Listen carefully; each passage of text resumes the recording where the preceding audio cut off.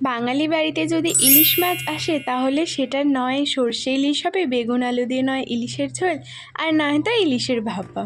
আজকে তোমাদের সাথে আমি বেগুন আলু দিয়ে ইলিশ মাছের পাতলা ঝোলের রেসিপি শেয়ার করছি। ইলিশ মাছ হলো বাঙালির আবেগ। ইলিশ মাছের কোনো পদ যদি পাতে থাকে তাহলে আর কোনো সাইড ডিশ আমার মতে লাগে না। আমারই মতো কাদের ইলিশ মাছ অত্যন্ত প্রিয় কমেন্টে অবশ্যই জানিও। তো hello everyone, welcome back to my YouTube channel Joyshree's vlogs. আজকে আমি তোমাদের সাথে শেয়ার করছি অথেন্টিক বেগুন আলু দিয়ে ইলিশ মাছের ঝোলের রেসিপি। তো ভিডিওটা স্কিপ না করে দেখতে থাকো। প্রথমে আমি এখানে বেগুন আলু কেটে নিয়েছি। এই যে লম্বা করে আলু কেটেছি আর বেগুন কেটেছি। এখানে একটা মিডিয়াম সাইজের আলু আছে আর দুটো বেগুন রয়েছে। আর এদিকে আমি 8-9 পিস মাছ নিয়েছি মাথা সহ। মাছটাকে পরিমাণ মতো লবণ, হলুদ আর সামান্য সর্ষের তেল দিয়ে ভালো করে মাখিয়ে নিচ্ছি।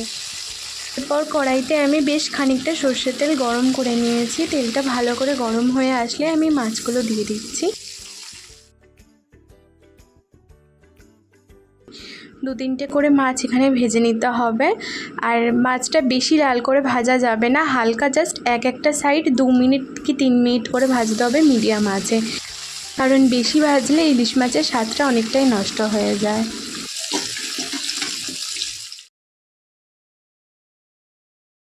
তো প্রথম ব্যাচ আমার ভাজা হয়ে গেছে। এইভাবেই প্রত্যেকটা মাছ আমি ভেজে নিচ্ছি হালকা করে।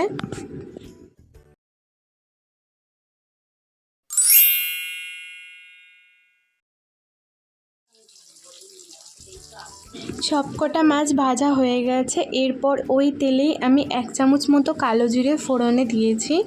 কালো জিরেটা কয়েক সেকেন্ড ভেজে আমি এখানে দিয়ে দিয়েছি 2টো চেরা কাঁচা লঙ্কা। কাঁচা লঙ্কাটা কয়েক সেকেন্ড ভাজা হয়ে গেলে আমি এখানে কেটে রাখা বেগুন আলু দিয়ে দিচ্ছি।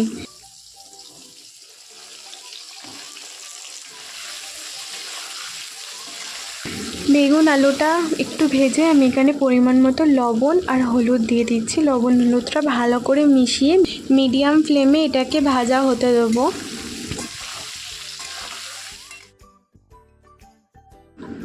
আলুটা একটু সিদ্ধ হয়ে গেলে আর বেগুনের গায়ে এইরকম কালার চলে আসলে আমি এখানে জল দিয়ে দিচ্ছি। এখানে আমি 2.5 কাপ জল দিয়েছি, অর্থাৎ 750 ml জল। জলটা দিয়ে গ্যাসের ফ্লেমটা হাই রেখে ফুটিয়ে নিতে হবে যতক্ষণ না আলুটা সিদ্ধ হচ্ছে। আর হ্যাঁ, যারা যারা আমার চ্যানেলে ভিডিও দেখছো বাট সাবস্ক্রাইব করোনি এখনও পর্যন্ত, প্লিজ আমার চ্যানেলটাকে সাবস্ক্রাইব করে দাও। তোমাদের একটা সাবস্ক্রাইবে আমি অনেকটা মোটিভেট হই ভিডিও বানানোর জন্য। তাই তোমরা যদি ভিডিও দেখে সাবস্ক্রাইব না করো তাহলে আমি কিভাবে মোটিভেশন পাবো বলো? তোমাদের কাছ থেকেই তো আমি মোটিভেশন পাই না নতুন ভিডিও বানানোর জন্য। তো আলুগুলো সিদ্ধ হয়ে গেলে আমি এখানে গ্যাসের ফ্লেম লোতে রেখে মাছগুলো সব দিয়ে দিচ্ছি। মাছগুলো দিয়ে 2-3 মিনিট হাই ফ্লেমে ফুটিয়ে তারপর ঢাকা দিয়ে ওই লো ফ্লেমে 15 মিনিট মতো ফুটিয়ে নিতে হবে। এরপর ঝোলটা অনেকটা টেনে আসলে আমি এখানে নামানোর আগে কয়েকটা চেরা কাঁচা লঙ্কা দিয়ে দিচ্ছি। তো এই ছিল আজকে বেগুন আলু দিয়ে ইলিশ মাছের ঝোলের রেসিপি। তো ভিডিওটা কেমন লাগলো কমেন্টে জানিও। ভিডিওটা ভালো লাগলে একটা লাইক করো। দেখা হচ্ছে পরের ভিডিওতে।